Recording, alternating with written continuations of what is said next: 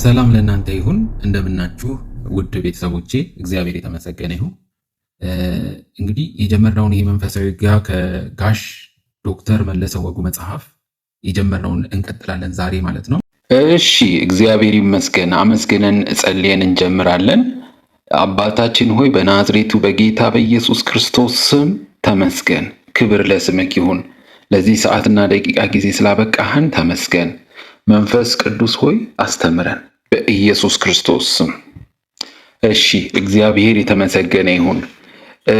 የሰይጣን ማንነቱና አፈጣጠሩ ምዕራፍ 2 ብለን ጀምረን በአንድ ንዑስ ክፍል ሰይጣን ማን ነው ብለን አይተናል። ሁለተኛው ንዑስ ክፍል አፈጣጠሩ የሰይጣን ብለን አይተናል። አፈጣጠሩ በሚለው ከአንድ ሰዓት በላይ ፈጅቶብናል ቪዲዮ። በእርግጥ አፈጣጠር በተመለከተ ሁልጊዜ እንትን ስናጠና መጽሐፍ ቅዱስን አፈጣጠር ከአእምሯችን በላይ ይመስለኛል። ሁላችንም ስለ አፈጣጠር ካነሳን ከተጻፈልን በላይ መጽሐፍ ቅዱስ ከተጻፈው አትለፍ ይላል እና ከተጻፈው ካለፍን ብዙ ነገሮችን ስንተረጉም ነው የምንፈታቸውና እንዲህ ነው ብለን የምንተረጉመውና በጣም ሲምፕል ቀላል ነገር አድርገን መውሰድ ያለብን ሰማይና ምድርን እግዚአብሔር ፈጠረ።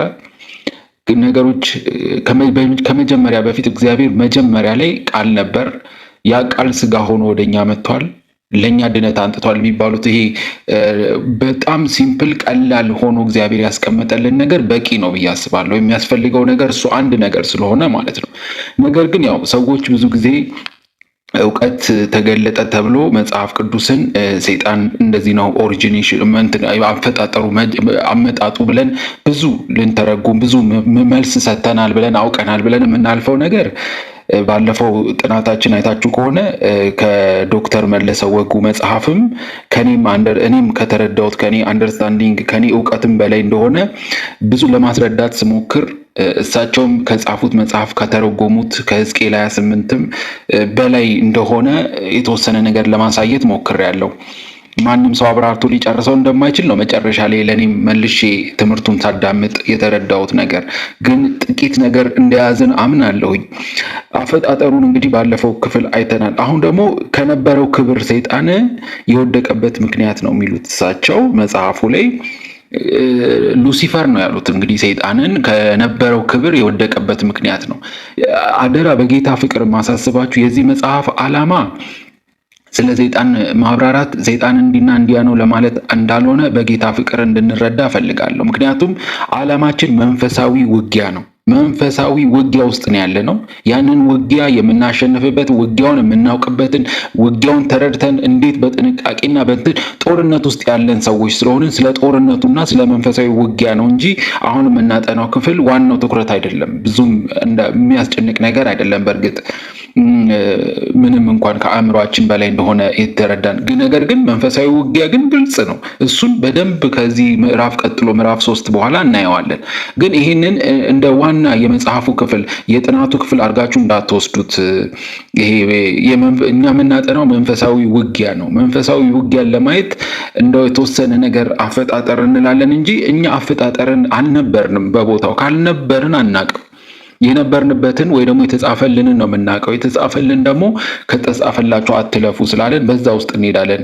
ስለዚህ በጌታ በትልቅ ትህትና በእግዚአብሔር ፍቅር ሆነን የባለፈውን ክፍልና ይህን ክፍል ከምናውቀው በላይ ከአእምሯችን በላይ የሆነ ክፍል ስለሆነ እንዲሁ ለማንሳት ያህል ነው እንጂ የምናነሳው ዋናው ቀጥሎ የምናያቸው ክፍሎች ናቸው። የመንፈሳዊ ውጊያችንን ነው የምናየው በሚቀጥሉት ምዕራፎች። ስለዚህ ይህንንም እንደ ዋና ትኩረት አድርጋችሁ አትዩት የዛሬውንም ክፍል። በተረፈ ቶሎ ለመጨረስ ልሞክራለሁ። እሳቸው እንዳስቀመጡት በሉሲፈር ልብ ውስጥ በሰይጣን ልብ ውስጥ ገብተው የመውደቂያ ምክንያት የሆኑበት ነገሮች የእግዚአብሔር ቃል ኢሳይያስ 14:12 ላይ ደረጃ በደረጃ አቅርቦልናል ነው የሚሉት። እንግዲህ ወደ ሰይጣን ልብ ውስጥ የገብተው ለውድቀቱ ምክንያት የሆኑትን ነገሮች ካሉ በኋላ በዚህ ቃል ውስጥ በእግዚአብሔር ፍቃድና በሉሲፈር ፍቃድ መካከል የተፈጠረው ግጭት እናያለን ይላል። የእግዚአብሔር ፍቃድ አድርገው እዚህ ጋር አስቀምጠውታል። በሌላ በኩል ሉሲፈር ወይ ሰይጣን እግዚአብሔር ሉሲፈርን ሲፈጥረው አሉ የወደቀ ሰይጣን በእግዚአብሔር ላይ የሚያምጽ እንዲሆን አድርጎ ሳይሆን እንዲታዘዝና እንዲሰግድለት ነበረ። ይሄ አሁን እዚህ ጋር እየተናገሩ ያሉት እሳቸው ያን ያላቅም ኬት እንደመጣ እንዴት እንደሆነ አላቅም። ምንጫቸውን በደንብ የተገለጸ ነገር አላየውም። አሁን ዝም ብለው እሳቸው እንግዲህ ካላቸው መረዳት ነው እየጻፉ ያሉት እንጂ ምንጩን እየጠቀሱልን ኢሳይያስ 14 ነው ያሉት። እንግዲህ ቁጥሩንም ስፔሲፊክ አላረጉትም።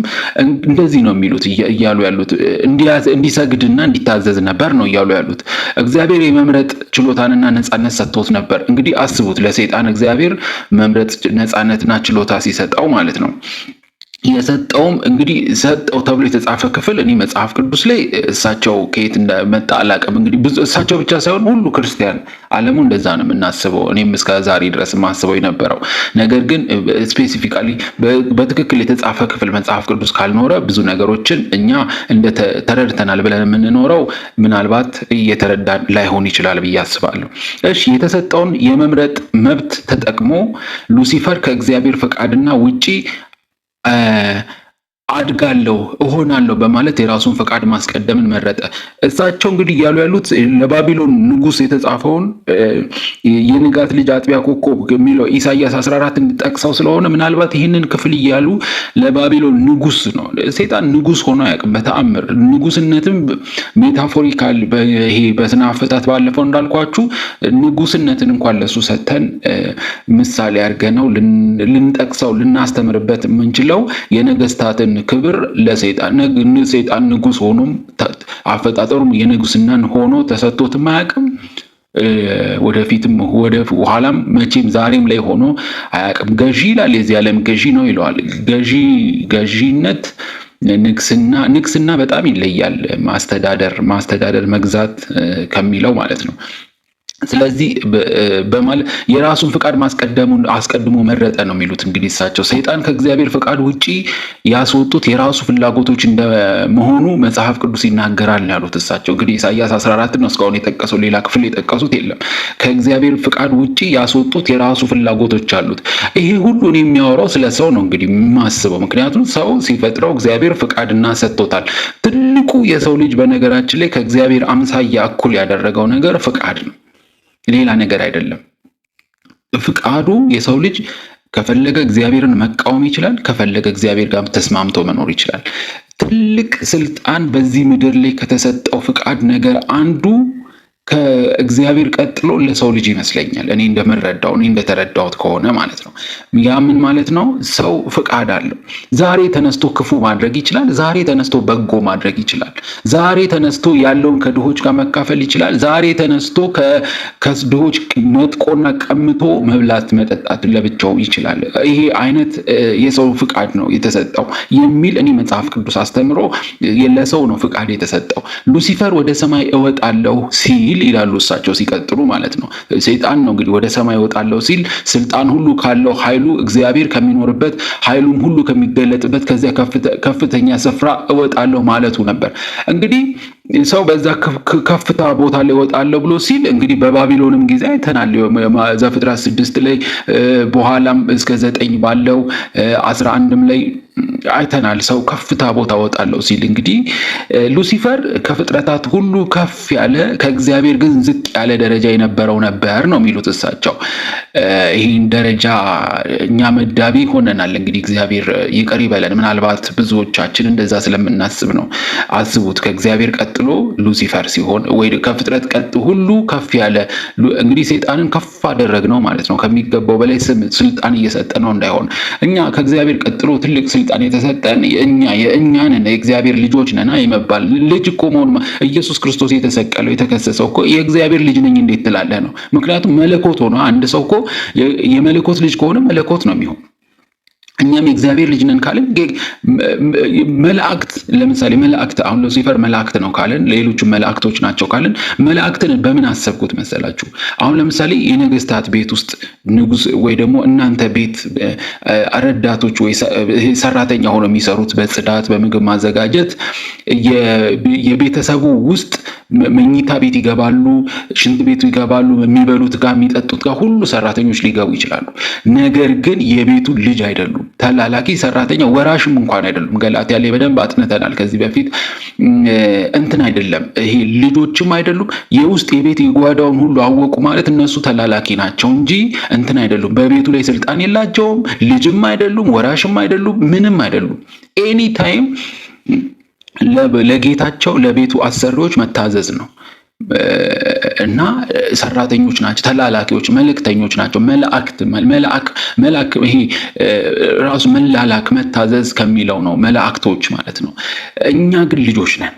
እግዚአብሔር ይመስገን እኛም ትልቅ ክብር ተሰጥቶናል፣ ትልቅ ስልጣን ተሰጥቶናል። ከእግዚአብሔር ቀጥሎ እኔ መላእክት ናቸው ትልቅ ቦታ ያላቸው ለማለት እና ከመንግስተ ሰማያት ከእግዚአብሔር ጋር ኖሩ ማለት ስልጣናቸው ከሰው ልጅ በላይ ማለት የሰው ልጆች ማለት ምላችሁ ማለት ነው። በጌታ የእግዚአብሔር ልጆች ነን ከተባልነው ዕብራውያን ምዕራፍ 1 ጥሩ አስቀምጦልናል እና ሊያገለግሉ የሚላኩ ናቸው ነው የሚለው እንጂ ሰውን ማለት ነው። ማለት በእርግጥ ክርስቶስንም እዛ ጋር ምሳሌ ሊያደርገው ይችላል እና እንትን ናቸው በፍጹም ደረጃ ከእግዚአብሔር ቀጥሎ ደረጃ ስናወጣ ሰይጣንን ማስቀመጥ የለብንም። እሳቸው አሁን እዚህ ጋር ቃል በቃል ያስቀመጡት ከእግዚአብሔር ቀጥሎ ሰይጣን ነው እየተባለ ነው። እኔ በዛ አልስማማም።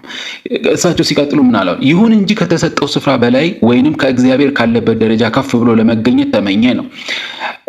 ወደ ሰማይ ከፍ ለማለት የተመኘው እግዚአብሔርን ለማምለክ ሳይሆን እንደ እግዚአብሔር በዚያ ለመቆየት ነው። የእግዚአብሔርን ዙፋን ጠባቂ እንዲሆን የተሾመው ሉሲፈር የእግዚአብሔርን እኩያ ለመሆን ምኞት አደረገ። የእግዚአብሔርንም ዙፋን ከእግዚአብሔር ነጥቆ ለመጠቀም ሞከረ። በዚህ ምክንያት ነው እግዚአብሔር ወደ መሬት አምዘግዝጎ የወረወረው። ይኸውላችሁ እንደው በጌታ ፍቅር አይናችንን በደንብ እንድናይ ካስፈለገ ለእኔ የተረዳሁትኝ ነገር ከፍ ከፍ ላለው ከእግዚአብሔር በላይ በዚህ ዘመን አላያችሁም? አምላክ ለመሆን ሲሞክሩ ሶሻል ሚዲያ ኢንፍሉዌንሰሮች፣ በዚህም ዘመን ያሉ ሰዎች ወይ ደግሞ ባለስልጣናት እኔ የሰውን ህይወት እቀይራለሁ፣ እኔ ለሰው ህይወት በረከት ምንጭ ሆናለሁ የሚሉ እኔ ጋር የተገናኙ ሰዎች ይኸው ሀብታም አድርጌያቸዋለሁ፣ እናንተንም ሀብታም አደርጋቸዋለሁ፣ ታሪካችሁን እቀይራለሁ፣ እንዲህ በቃ ያስቸገራችሁን ችግር ካለ በወረዳም እኔ ካመታችሁ ካናገራችሁኝ መፍትሄ ታገኛላችሁ የሚል ይሄ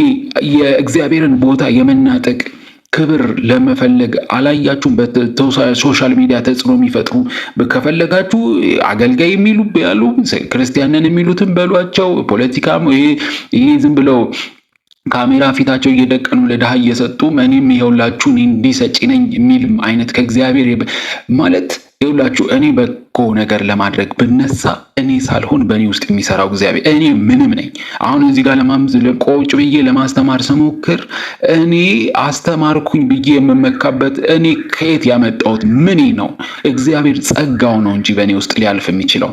በዚህ ዘመን መለኮት የሆኑ አምላክ የሆኑ ሰዎች የአምላክን ቦታ ለመያዝ የሚሞክሩ ከፍ ከፍ ብለው ለመታየት የሚወጡ ብዙዎችን ችግር እኔ ፈቺ ነኝ በሚል ማንነት እየወጡ ያሉ እኔ ሰይጣኖች አሉ ማለት ስጋ ለባሽን ተጠቅመው የእግዚአብሔርን ክብር ለመጋፋት ሁሉም ለጌታ ክብር ብሎ ራሱን ደብቆ በቀኙ የሚሰጠውን ግራው ሳያይ የሚሰጥ የለም። ለምን? ሁሉም ራሱን ከፍ ከፍ እያደረገ ስለሆነ። እግዚአብሔር ግን ከፍታን ይፈልጋል። እግዚአብሔር ግን ምስጋናን ይፈልጋል። እግዚአብሔር ግን ምንጩና ምክንያቱ እሱ እንደሆነ ሲጀመርም እሱ ነው፣ መሀልም እሱ ነው፣ ከሰጠን በኋላ ክብር እሱ ነው መውሰድ ያለበት።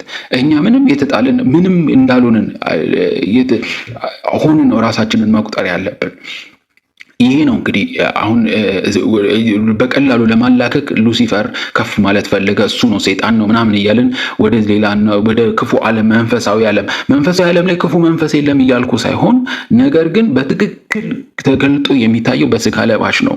ኢሳይያስም ላይ 14 ላይ በባቢሎን ንጉስ ነው። ሕዝቅኤልም ላይ እንደ ጢሮስ ንጉስ ወይ ደግሞ ገዢ ነው የተቀመጠው በዛ ስፍራ። በዚህ ምክንያት ነው እግዚአብሔር ወደ መሬት አምዘግዝጎ እንዴ እነ ናቡከደነጾር አላየንም እንዴ ወድቀው ሲጣሉ? እኔስ እናንተስ አልወደቅንም እንዴ? አንዳንዴ ትቢት ሲለን ዝቅ ብለን አላሳየንም እንዴ? ጌታ ክብሩና ክንዱን ኃያልነቱን ታላቅነቱን ዝቅ አላደረገንም? ዝቅ አድርጓቸው አይታችሁ አታውቁም?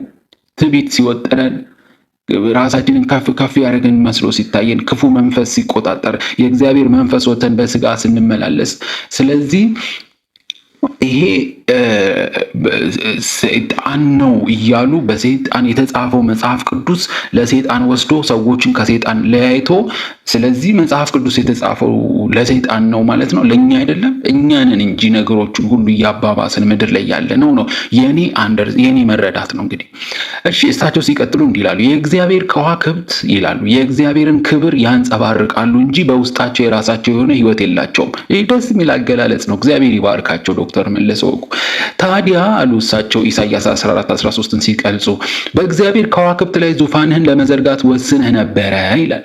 እንግዲህ እግዚአብሔር በከዋክብት ላይ ዙፋንህን ለመዘርጋት ወስነ ነበር አለና ስለ እግዚአብሔር የተጻፉ ወሰዱና ከዛ ምን አሉ? እዛው ክፍል ላይ ያለውን በዚያን ቀን ማለዳ ከዋክብት እንደዘመሩ የሰማይ መላእክትም ተደስተው እልል እንዳሉ ታውቃለህ ይልና ኢዮብን አመጡልን። ኢዮብ 38:7 ላይ ያለውን ይውላችሁ መጽሐፍ ቅዱስ ላይ የራሳችንን ሐሳብ ለማግለጽ በተለያየ መልኩ ለምሳሌ ቴክስት ፕሩፊንግ ወይ ደግሞ የተለያየ አይነት መንገዶች አሉ መጽሐፍ ቅዱስን የኛ የምንፈልገውን ሐሳብ እንዲገልጽልንም።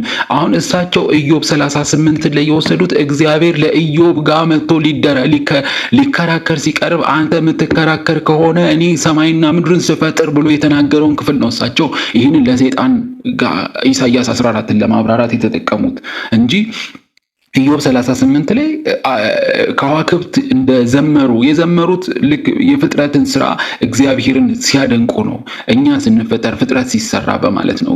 እግዚአብሔር ኮንቴክስቱ ሐሳቡ ከዚህ ይለያል ለሰይጣን ካለው። ምክንያቱም ሰይጣንን ዘማሪዎች ውስጥ ካስገባ ነው እዚህ ጋር ሰይጣን ዘመረ የሚል ነገር የለምና ማለት ነው፣ ምንም የተጻፈ ነገር ስለሌለ። ስለዚህ እንደዚህ ይላሉ ሲቀጥሉ የማለዳ ከዋክብት የሚላቸው የእግዚአብሔር ልጆችን ሲሆን አሁን እንግዲህ የማለዳ ከዋክብት የተባሉት የእግዚአብሔር ልጆች ናቸው እያሉ ነው። ከዛ በኋላ የእግዚአብሔርን ክብር ሲያዩ በእልልታ እንደዘመሩት የመላእክትንም ሰራዊት ማለቱ ነው።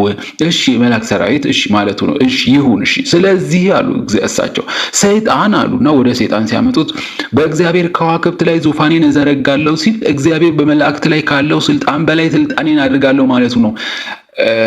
እሺ አያችሁ እዚህ ጋር እንግዲህ ኢሳይያስ 14ን ከኢዮብ 38 ወስደው ከዛ በኋላ ሰይጣን እዘረጋለሁ ያለው ስለዚህ ከዚህ በላይ ነው ሆናለው ነው።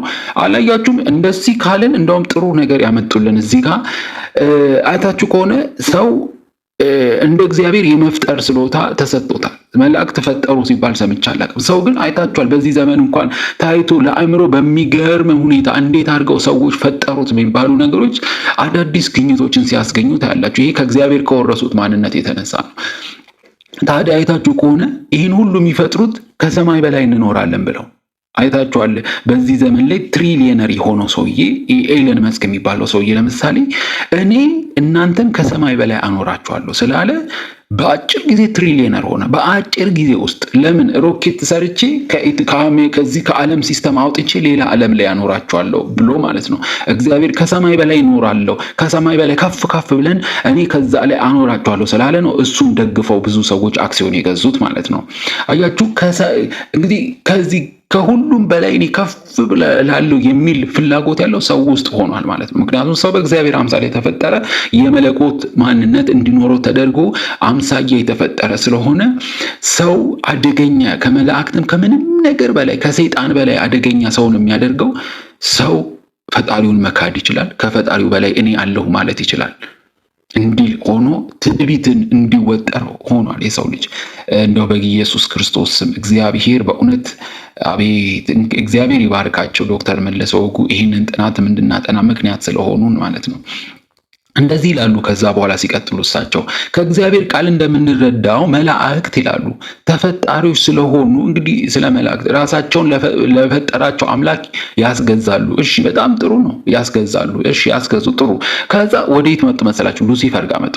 ሉሲፈርም በእግዚአብሔር ፈቃድ የመላእክት ሁሉ አለቃ የበላይ እንዲሆን በሙሉ ስልጣን የተሰጠው ፍጡር እንደነበር እናውቃለን የምትለዋ ነገር ኒኬት እንደመጣች አላውቅም። እንግዲህ ከመላእክት በላይ ነው፣ እሱ ትልቅ ነው እያሉ ነው እንግዲህ እሳቸው። ነገር ግን እግዚአብሔር ሌሎች መላእክትን እንዲያስተዳድር ስልጣን ቢሰጠውም እሱ ራሱ በእግዚአብሔር ስልጣን ስር ነበረ። እሺ ይሁን፣ በእግዚአብሔር ከዋክብትም ላይ ዙፋኔን እዘረጋለሁ ሲል ሰይጣን ራሴን ለእግዚአብሔር ላስገዛ ስልጣኔን ለብቻዬ ይይዛለሁ ማለቱ ነበረ። እንግዲህ ውጊያውና ጠቡ ዓለም ሁሉ እሾክና ሚኬላ ያበቀለችው በሰውና በእግዚአብሔር እንጂ በሰይጣንና በእግዚአብሔር አይደለም። እኔ እንደማምነው እቺ ምድር የተረገመችው ብዙ ነገር እርግማን የመጣው በሰውና በእግዚአብሔር እንጂ በሉሲፈርና በሰይጣንና በእግዚአብሔር መካከል በተፈጠረ ግጭት። በእርግጥ ሉሲፈር በዛ ጋር ማለት ሰይጣን እባቡ አታላዩ ከመስመር የመውጣት ምክንያት እንደሆነ መጽሐፍ ቅዱስ ዘፍጥረት 3 ላይ ተጽፎልናል። ያ ማለት ግን ትልቁ ጠቡ ሰውና እግዚአብሔር እንደሆነ በትክክል ተቀምጦልናል መጽሐፍ ቅዱስ። ከዛ ማለፍ ስላልፈለኩ እንጂ እኔም ብዙ መናገር እንችል ይሆናል። እሺ እሳቸው ሲቀጥሉ እንደዚህ ይላሉ። የተቀሩት መላእክት ወደ ሉሲፈር ሲመለከቱ ትእዛዙን የሚሰጠው ከነሱ በላይ ስልጣን ያለው እግዚአብሔር እንዳለው ያውቁ ነበረ። አሁን ግን ፍጹም ስልጣን ይዤ ትእዛዜን ከእግዚአብሔር መቀበል ፈንታ እኔው ራሴ እየሰጠው የእግዚአብሔርን ፍጹም ይታይ እጋርደዋለሁ ማለቱ ነበረ። እንግዲህ እግዚአብሔርን እንግዲህ አስቡት፣ ተላላኪ አንድ ቤት ሰራተኛ ለምሳሌ ቀጥራችሁ እኔ ከቤት ሰራተኛው ከባለቤቱ በላይ እሆናለሁ ሲል ልጅ ሊል ይችላል። በእርግጥ አባቴን እኔ ወርሳለሁ፣ ስለዚህ አባቴን ልክ አንድ ጊዜ መጽሐፍ ቅዱስም ላይ ጌታ ተናግሯል።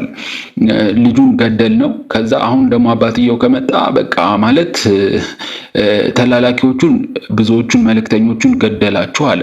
ከዛ ልጁ ሲመጣ ልጁን ገደላችሁ እያለ ስለ ክርስቶስ ማለት ሁልጊዜ ወራሽ መሆን መፈለግ የእግዚአብሔርን ክብር መፈለግ የሰውም ጥማት እንደሆነ ከውድቀት እንማራለን። የሰው ውድቀቱ ማለት ነው ያን ስልጣን ያለው ሰው እንደሆነ አይተናል እንጂ እባቡ በምን ተአምር ነው ከእግዚአብሔር በላይ ሆነ? ዘፍጥረት 3 ላይ መሆን ስለፈለገ ሔዋንን ተጠቀመ ተብሎ ሲጻፍ አስባችሁታል? እንደዛ ሲጻፍ እኛ እንደው ኢሳይያስን፣ ሕዝቅኤል ሌሎቹን ክፍሎች እየተረጎምን ወደ ሰይጣን ወሰድ ነው እንጂ ሰው እኮ ነው እያስቸገረ ያለው በዚህ አይነት ሰማይም።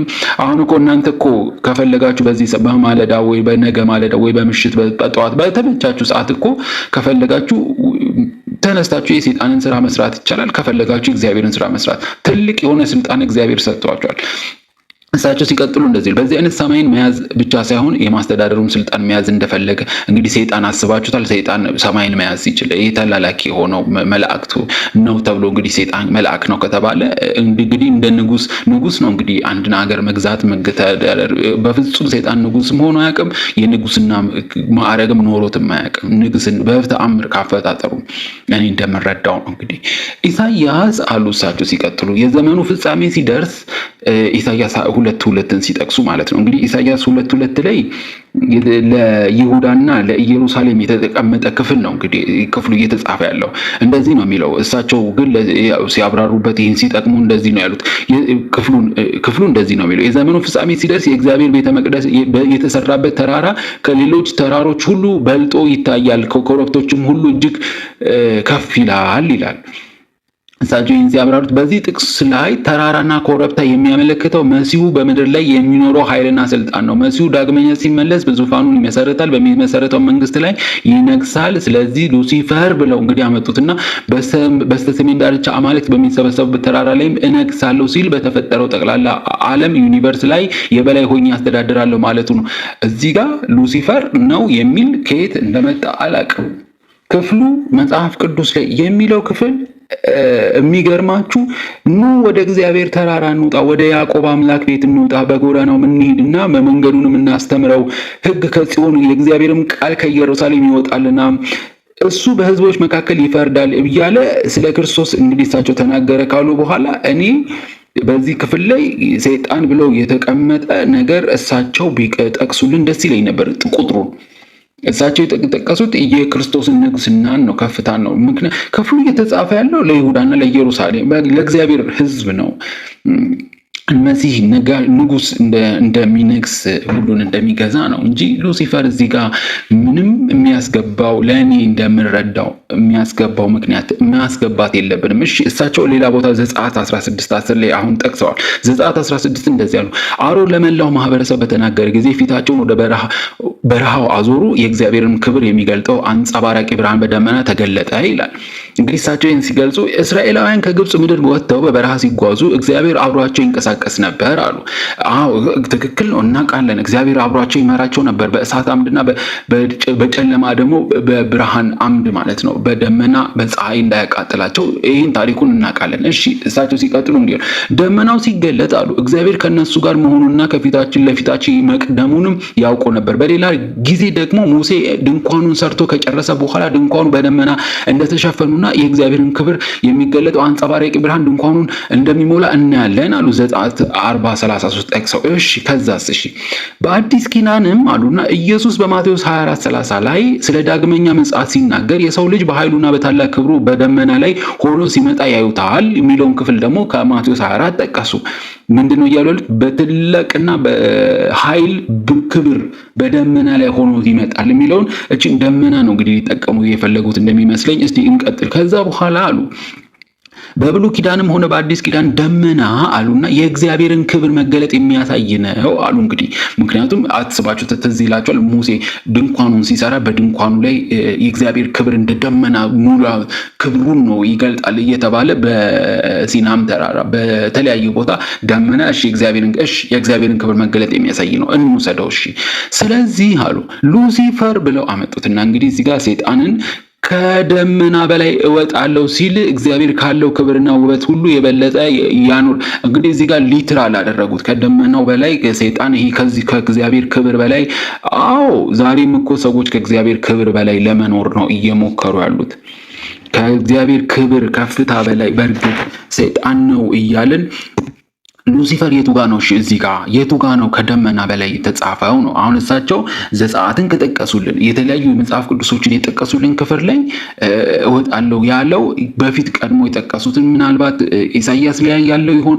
እኔ ስፔሲፊካሊ እንግዲህ እግዚአብሔር ክብርና ውበት ሁሉ የበለጠ ይኖረኛል ማለቱ ነበረ ብለው እየጠቀሱ ለሰይጣን እየወሰዱ ቀደም ሲል ሕዝቅኤል ሉሲፈር ያለውን አንጸባራቂ ውበት ገልጿል አሉ። ሕዝቅኤል 28 ላይ ያየነውን ማለት ነው።